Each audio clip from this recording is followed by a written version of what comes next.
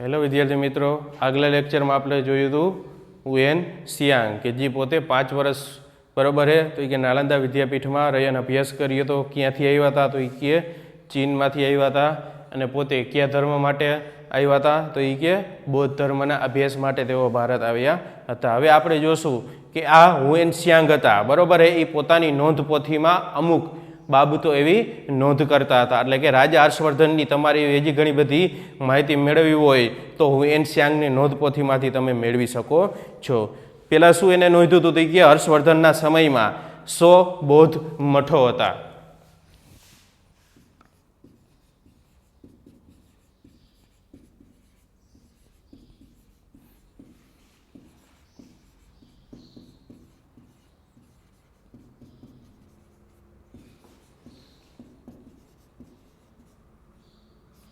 બરાબર, રાજા હર્ષવર્ધનના સમયમાં કેટલા તો કે રાજ્યમાં 100 બૌદ્ધ મઠો હતા. મઠો એટલે કે બૌદ્ધ મંદિરો. કેટલા હતા તો કે 100 જેટલા બૌદ્ધ મઠો હતા.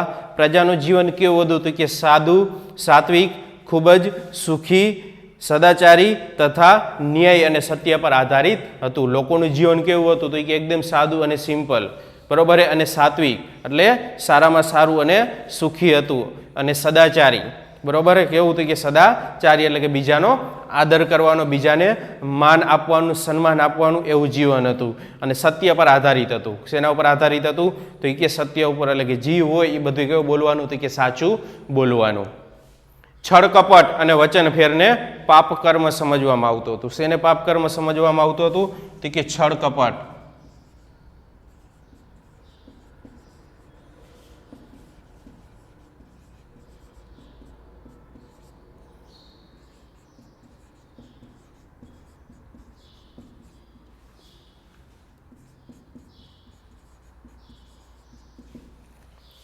બરોબર, છળ કપટ એટલે કે કોઈ એવી ખોટી રીતે બરોબર કોઈ બોલી અને કોઈ બાબત તમારે મેળવવાની તો એ શું થયું છળ કપટ અથવા તો કોઈ દગો કરવાનું, આ બધી બાબતને તો કે પાપ કર્મ ગણવામાં આવતું હતું.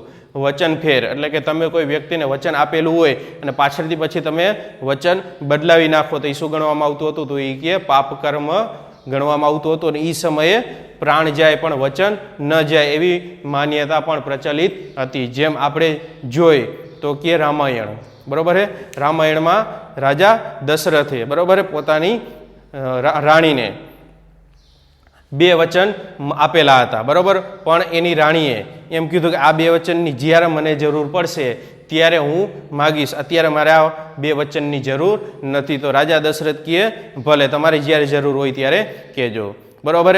પછી તો એ કે જ્યારે રામને રાજગાદી પર બેસાડવાનો સમય આવ્યો ત્યારે ઈવડાઈ રાણીએ રાજા પાસેથી તો એ કે 2 વચન માગવાનું કહ્યું. શું કહ્યું તો એ કે એક તો રામને 14 વર્ષનો વનવાસ અને એના જે દીકરો ભરત હતો એ ભરતને તો એ કે રાજગાદી ઉપર બેસાડો. તો આ વચન બરોબર, આ વચન માટે તો કે રાજા દશરથનું મૃત્યુ થઈ ગયું હતું. એટલે કે એ સમયે પ્રાણ જાય પણ વચન ન જાય એવી માન્યતા પ્રચલિત હતી. એટલે કે આ રીતે વચન ફેર અને છળ કપટને તો એ કે પાપ કર્મ ગણવામાં આવતું હતું. તો અહીંયા આપણો બરોબર હે 2 મહાન રાજ્યમાં એક રાજ્ય હતું એ કે કનોજ બરોબર. કોણ શાસન કરતું હતું એની ઉપર તો કે રાજા હર્ષવર્ધન, પરાક્રમી રાજા હર્ષવર્ધન. એના વિશે આપણે માહિતી મેળવીએ બરોબર. એક રાજ્ય આપણે અહીંયા પૂરું થયું કનોજ.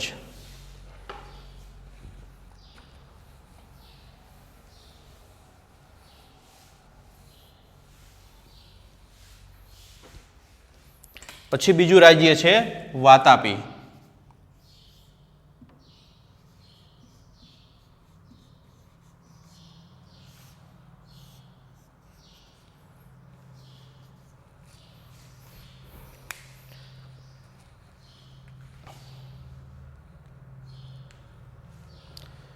બરોબર, વાતાપી આપણે જોયું પેલું રાજ્ય કનોજ બરોબર હે કે જે પોતે હર્ષવર્ધન હતો દક્ષિણથી ઉત્તર તરફ આગળ વધતો હતો, જ્યારે વાતાપીનો જે રાજા હતો પુલકેશી બીજો એ ઉત્તરથી દક્ષિણ તરફ આગળ વધતો હતો અને બંને વચ્ચે તો કે નર્મદાના મેદાનમાં શું થાય અહીંયા યુદ્ધ થાય. હવે આપણે આ પુલકેશી બીજા વિશે હવે આમાં જોવાનું છે, જે પોતે ક્યાં રાજ કરતો હતો તો કે વાતાપી રાજ્ય ઉપર. આ સમયે દક્ષિણ ભારતમાં પણ રાજા હર્ષ જેવો જ એક પરાક્રમી રાજા થઈ ગયો, બરોબર. કયા ભારતમાં હતું? કે દક્ષિણ ભારતમાં, એટલે કે નીચે. દક્ષિણ ભારતમાં કોણ હતું? તો એ કે પુલકેશી બીજો. અને ઉત્તર ભારતમાં કોણ હતું? તો કે રાજા હર્ષવર્ધન. આ બે રાજાઓ શું કરતા હતા? તો કે બે રાજાઓ પરાક્રમી હતા, અને બે રાજાઓ તો એ કે અન્ય રાજ્ય સાથે યુદ્ધ કરી અને રાજ્યને પોતાના રાજ્યમાં ભેળવી અને રાજ્યને તો કે વિશાળ અથવા તો મોટું બનાવતા જતા હતા.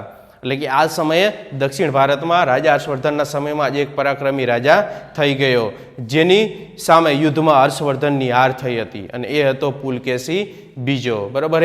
કયા રાજા સાથે હાર થઈ હતી? તો કે પુલકેશી બીજા સાથે. કયા રાજાની હાર થઈ હતી? તો કે રાજા હર્ષવર્ધનની હાર થઈ હતી, અને એની જિંદગીનું છેલ્લામાં છેલ્લું યુદ્ધ અને એની સૌપ્રથમ હાર, બરોબર. પરીક્ષામાં પૂછે કે રાજા હર્ષવર્ધનની સૌપ્રથમ હાર કોના યુદ્ધ સામે થઈ હતી? તો કે પુલકેશી બીજા સાથે. અને એની જિંદગીનું છેલ્લું યુદ્ધ કયું? તો એ કે રાજા હર્ષવર્ધન સાથેનું, બરોબર. હવે આપણે જોયું હતું કે રાજગાદી સુધીની સફર, બરોબર, કે પુલકેશી બીજો રાજગાદી ક્યારે આવી હતી, તો રાજગાદીએ કેવી રીતના પહોંચ્યો.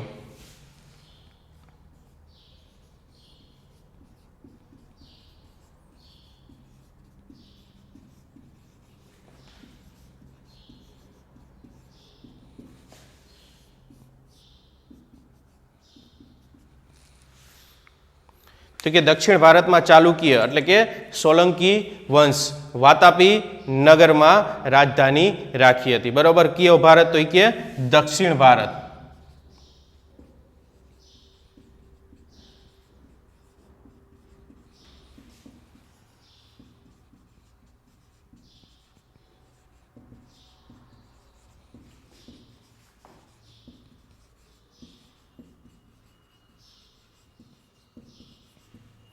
બરોબર. ચાલુક્ય વંશ એને આપણે સોલંકી વંશ તરીકે પણ ઓળખીએ છીએ. એટલે કે દક્ષિણ ભારતનો આ ચાલુક્ય વંશ એની રાજધાની ક્યાં હતી? તો કે વાતાપી હતી. જેમ અત્યારે આપણે જોયું હતું કે ગુજરાતની રાજધાની તો કે ગાંધીનગર, ભારતની રાજધાની તો એ કે દિલ્હી, બરોબર. ગુજરાતની રાજધાની તો કે ગાંધીનગર. એટલે કે ગુજરાત રાજ્યની જે આપણી રાજ્ય સરકાર, આ બધી રાજ્ય સરકારના બધા વહીવટ આપણા જે બધાય મુખ્યમંત્રી કે બધાની જે ઓફિસ કે કચેરી બધી ક્યાં હતી? કે ગાંધીનગરમાં આવેલી છે. એટલે કે આપણા રાજ્યનો બધો વહીવટ ક્યાંથી થાય? તો કે ગાંધીનગરથી થાય. એ જ રીતે, બરોબર, ચાલુક્ય વંશ જે એનું આખું રાજ્ય હતું, આ બધું આખા રાજ્યનો બધો વહીવટ ક્યાંથી થતો હતો? તો કે વાતાપીયથી થતો હતો, બરોબર. હાલ તો કે બાદામી અને કર્ણાટક રાજ્ય,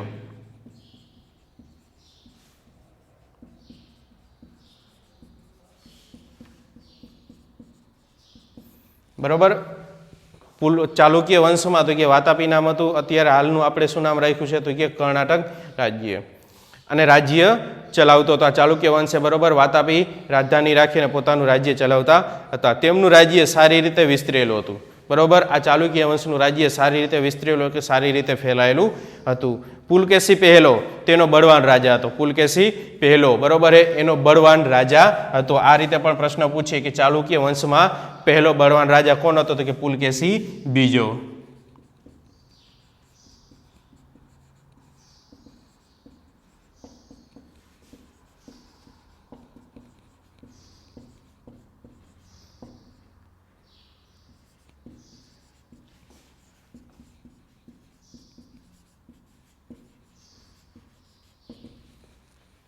જેણે અશ્વમેઘ યજ્ઞ કર્યો હતો, બરોબર. એને કયો યજ્ઞ કર્યો હતો? તો કે અશ્વમેઘ કર્યો હતો.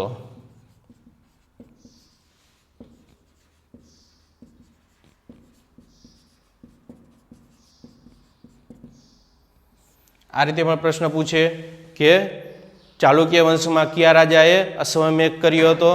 તો એ કે પુલકેશી પહેલાએ અશ્વમેઘ કર્યો હતો. તેના ધ્વજમાં વરાહ અવતારનું ચિહ્ન રહેલું હતું, બરોબર. તેના ધ્વજમાં શેનું ચિહ્ન હતું? તો કે વરાહ અવતારનું ચિહ્ન રહેતું હતું.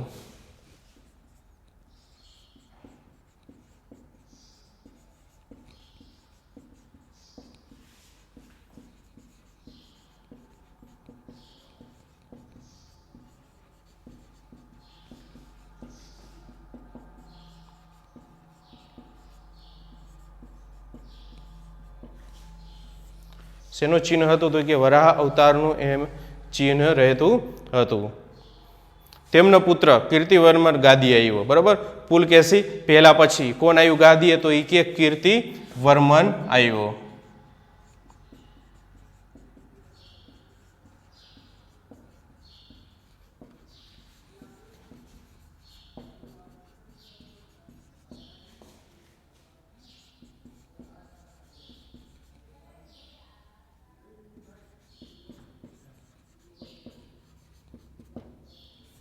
બરોબર. એમસીક્યુમાં પ્રશ્ન એ રીતે પૂછે કે પુલકેશી પહેલા પછી રાજગાદી પર કોણ આવ્યું? તો કે કીર્તિવર્મા ગાદી આવ્યો. એ પછી એનો ભાઈ મંગલેશ રાજા બન્યો, બરોબર હે. કીર્તિવર્મા પછી કોણ રાજગાદી પર આવ્યું? તો કે મંગલેશ રાજા આવ્યો, જેણે વાતાપીમાં નમૂનેદાર વિષ્ણુ મંદિર બંધાવ્યું હતું. તો વિષ્ણુ મંદિર કોને બનાવ્યું હતું? તો કે મંગલેશે.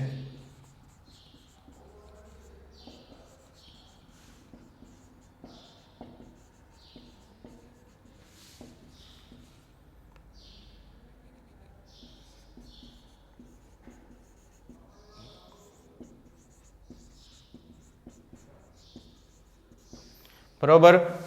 પ્રશ્ન આ રીતે પૂછે કે વાતાપીમાં નમૂનેદાર મંદિર કયા રાજાએ બનાવ્યું હતું? તો જવાબ શું આવશે? રાજા મંગલેશે બનાવ્યું હતું. તેના પછી સત્યાશ્રય પુલકેશી બીજો રાજગાદી પર આવ્યો, બરોબર. આ રીતે રાજગાદી ઉપર કોણ આવ્યું? પુલકેશી બીજો, એટલે કે સત્યાશ્રય પુલકેશી બીજો રાજગાદી ઉપર આવ્યો. એટલે કે સૌપ્રથમ પેલો આપણે જાય તો કે ચાલુક્ય વંશમાં કોણ હતું? તો કે પુલકેશી પહેલો. એના પછી રાજગાદી પર કોણ આવ્યું? તો કે કીર્તિવર્મા. અને કીર્તિવર્મા પછી કોણ આવ્યું? રાજા મંગલેશ. અને રાજા મંગલેશ પછી રાજગાદી પર કોણ આવ્યું? પુલકેશી બીજો, કે જેને આપણે હવે એના વિશે શીખવાનું છે.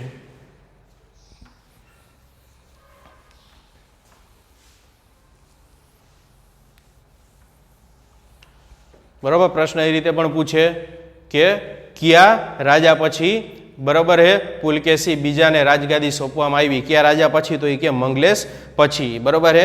રાજગાદી કોને સોંપવામાં આવી? પુલકેશી બીજાને. આપણે જોઈ તો કે પુલકેશી બીજાની રાજગાદી સુધીની સફર.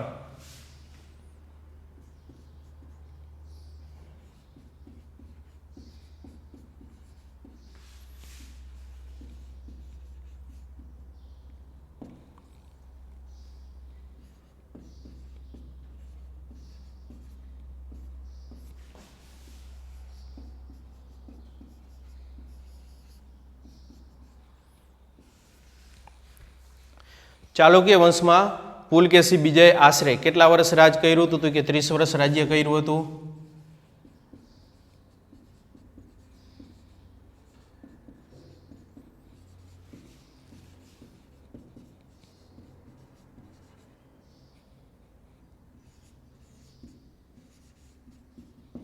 બરોબર હે. પુલકેશી બીજાએ, બરોબર, ચાલુક્ય વંશમાં કેટલા વર્ષ સુધી રાજ કર્યું હતું? તો કે 30 વર્ષ સુધી રાજ કર્યું હતું.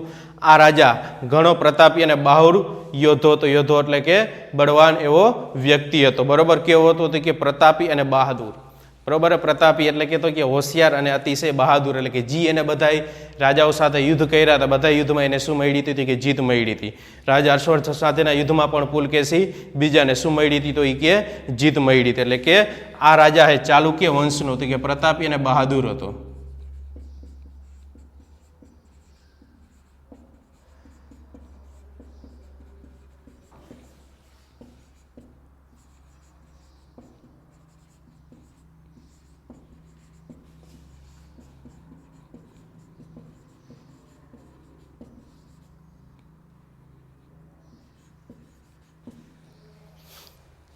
તેણે અનેક લડાઈઓ જીતી હતી, બરોબર હે.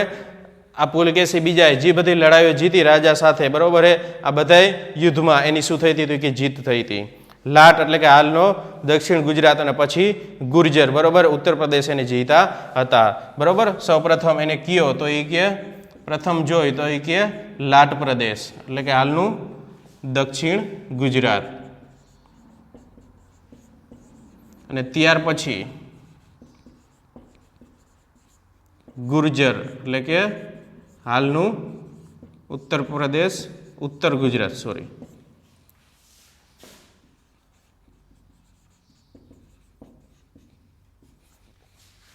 આટલા પ્રદેશોને ગુજરાતના પણ જીતેલા હતા. કૃષ્ણા અને ગોદાવરી વચ્ચેના વેગી પ્રદેશ પણ એને પણ વિજય પ્રાપ્ત કર્યો હતો. એટલે કે વેગી પ્રદેશ બરાબર ક્યાં આવેલો છે તો એ કે કૃષ્ણા અને ગોદાવરી નદી વચ્ચે.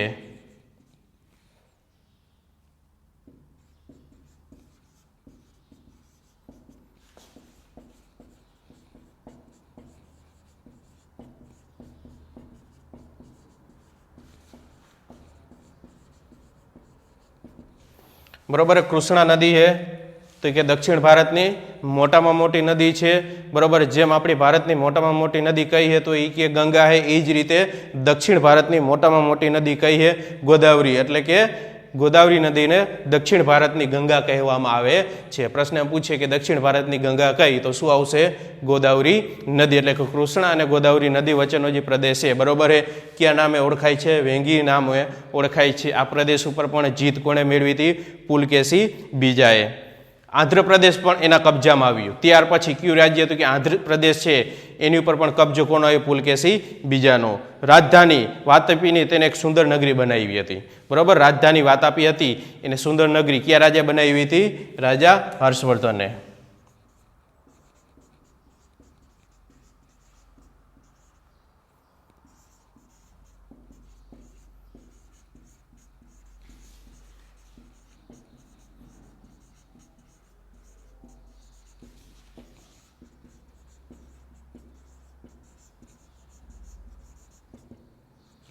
બરોબર વાતાપીને સુંદર નગરી બનાવનાર રાજા કોણ હતો તો એ કે પુલકેશી બીજો હતો. આ રીતે પણ પ્રશ્ન પરીક્ષામાં પૂછાઈ શકે.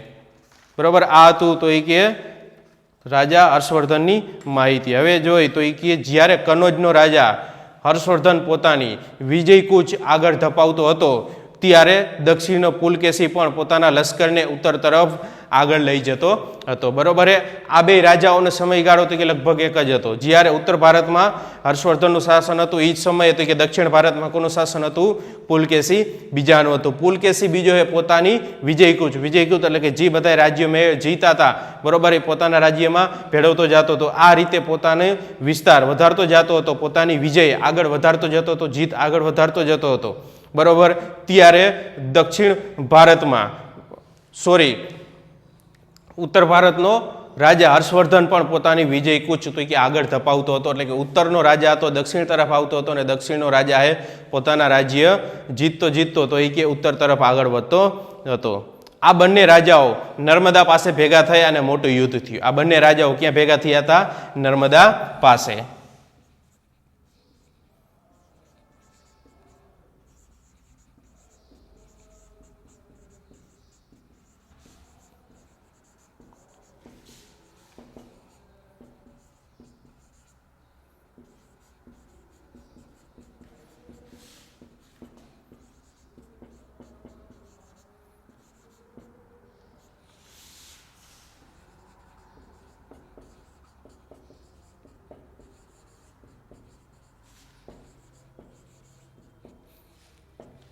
બરાબર બંને રાજાઓ તો કે ક્યાં ભેગા થયા તો કે નર્મદા પાસે ભેગા થયા અને બંને રાજાઓ વચ્ચે શું થયું તો કે મોટું યુદ્ધ થયું.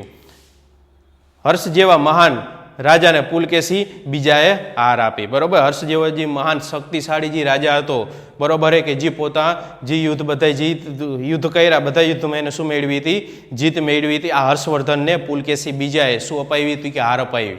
એટલે કે રાજા હર્ષવર્ધન એ હારી ગયો અને રાજા પુલકેશી બીજો હોય એની શું થઈ જીત થઈ. એટલે મેં તમને જેમ આગળ કીધું હતું એમ કે રાજા હર્ષવર્ધનનું જિંદગીનું અંતિમ યુદ્ધ કયું હતું કે પુલકેશી બીજા સાથેનું. અને સૌપ્રથમ હાર પણ કયા યુદ્ધમાં થઈ હતી તો કે પુલકેશી બીજા સાથેના યુદ્ધમાં હાર થઈ હતી. અને અહીંયાથી રાજા હર્ષવર્ધને બરોબર શું કરે તો કે ત્યાંથી પછી એના કંઈ યુદ્ધ લડતો નથી અને એની પાસે જે એનો રાજ્ય હોય એટલા રાજ્યમાં રહી અને પોતાનું રાજ્ય ચલાવે છે. યુદ્ધ બંધ કરી દે છે અને પોતાના રાજ્યનો જે વિસ્તાર છે એ પણ શું કરે છે બંધ કરે છે.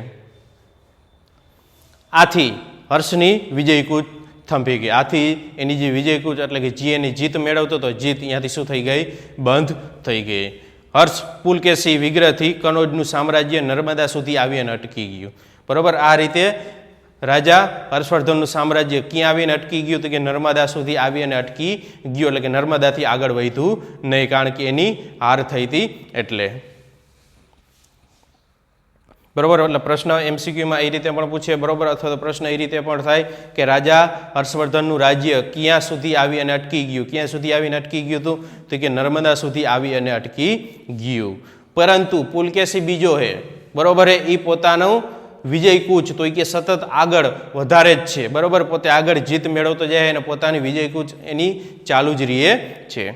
પુલકેશી બીજો વીર હતો, બરોબર, તેમ કળાનો પણ શોખીન હતો. જેમ વીર એટલે કે જેમ હોશિયાર અને બહાદુર, બરોબર, યુદ્ધ જે બધા કરતો જીતી જતો, બરોબર, એવો હતો, સાથે પોતે કળાનો પણ શોખીન હતો. એના સમયમાં વાતાપી અને ધારાપુરીની ગુફાઓ નિર્માણ પામી હતી, બરોબર. એના સમયમાં કઈ ગુફા નિર્માણ પામી હતી? વાતાપીની અને ધારાપુરીની.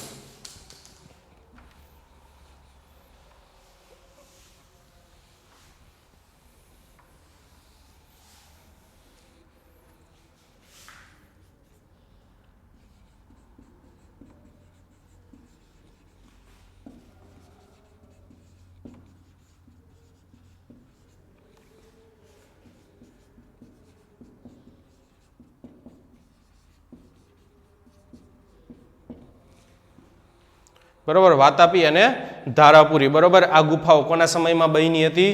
તો કે રાજા હર્ષવર્ધનના સમયમાં બની હતી અથવા તો નિર્માણ પામી હતી. અજંતાની ગુફાના કેટલાક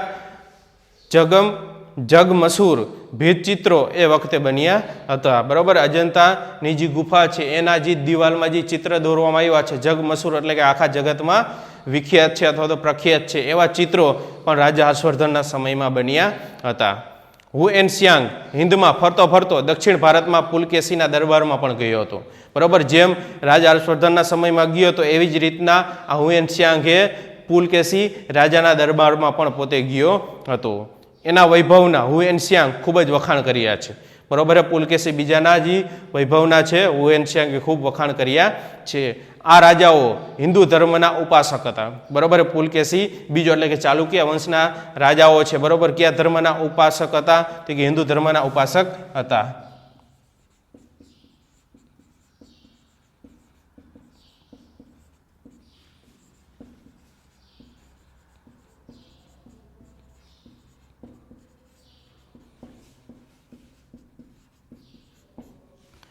એટલે કે પોતે હિન્દુ ધર્મને ખૂબ વધારે મહત્વ આપતા હતા. આ સમયે બૌદ્ધ ધર્મ ધીમો પડ્યો હતો, બરોબર. બૌદ્ધ ધર્મ શું થયો હતો? ધીમો પડ્યો હતો, બરોબર. એટલે કે જોવા જાય તો કે પુલકેશી બીજાના સમયમાં, બરોબર, કયો ધર્મ ધીમો પડ્યો હતો? કે બૌદ્ધ ધર્મ.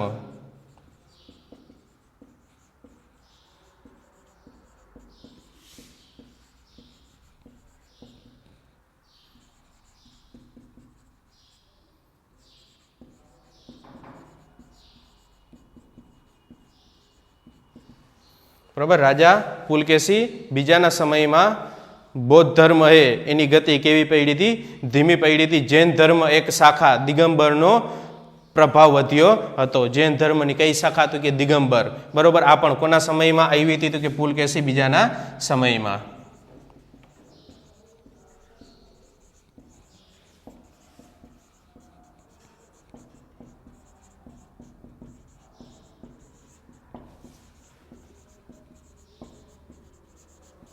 બરોબર. જૈન ધર્મની બે શાખાઓ છે, શ્વેતાંબર અને દિગંબર, બરાબર. દિગંબર એ આ સમયમાં તો કે વધારે પ્રખ્યાત બન્યો હતો. હર્ષ અને પુલકેશી સમકાલીન રાજા હતો. સમકાલીન એટલે કે એક સમયના રાજાઓ હતા, બરાબર. એક સમય પોતે શાસન કર્યું હતું. ઉત્તર ભારતમાં તો કે હર્ષવર્ધન હતો, એ જ સમય તો કે દક્ષિણ ભારતમાં કોણ હતો?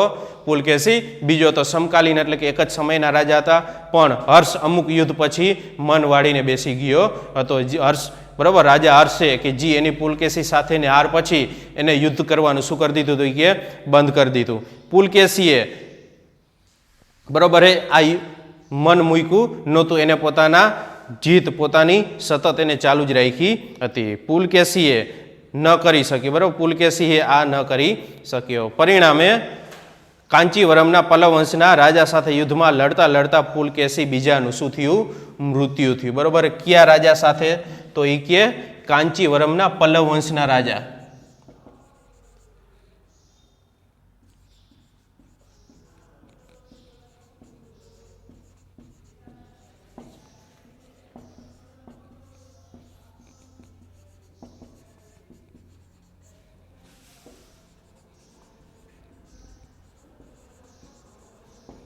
બરોબર છે કે રાજા પુલકેશી બીજાનું અવસાન કઈ રીતે થયું તો કે કાંચી વરમના પલ્લવ વંશના રાજા સાથેના યુદ્ધમાં એનું શું થયું હતું કે અવસાન થયું. અને હર્ષવર્ધન એમના મૃત્યુ પછી 5 વર્ષ અવસાન પામ્યા હતા. બરોબર છે. પુલકેશી બીજાના 5 વર્ષ પછી કોનું અવસાન થયું હતું? રાજા હર્ષવર્ધનનું અવસાન થયું હતું. એટલે કે 5 વર્ષ વહેલા મૃત્યુ કોણ પામ્યા હતા તો કે પુલકેશી બીજો. અને ત્યાર પછીના 5 વર્ષ પછી કોનું અવસાન થયું હતું? રાજા હર્ષવર્ધનનું. પ્રાચીન હિન્દના ઇતિહાસમાં તેઓ છેલ્લા હિન્દુ સમ્રાટ હતા. પ્રાચીન હિન્દમાં જોવા જાય તો છેલ્લા સમ્રાટ કોણ હતા તો કે રાજા હર્ષવર્ધન.